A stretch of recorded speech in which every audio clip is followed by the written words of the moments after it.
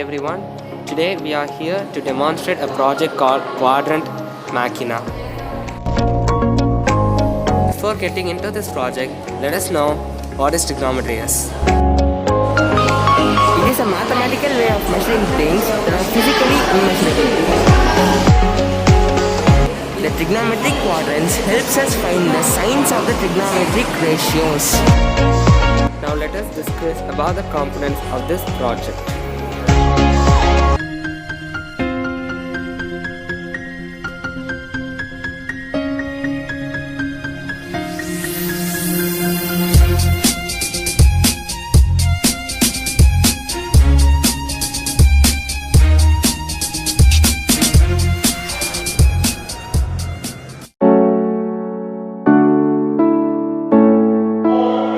So when I click on the first quadrant button, all LEDs will glow, which means all signs are positive.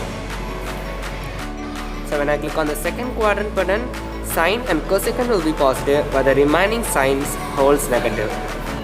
And in third quadrant, tan and cot holds positive, but the remaining holds negative.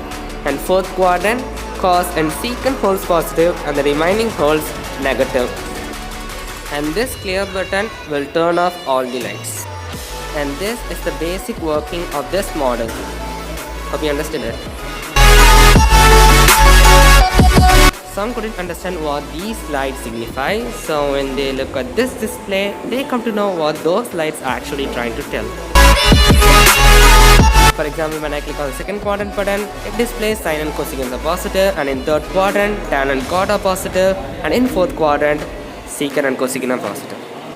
With the help of 3D printers, we printed these signs and angles.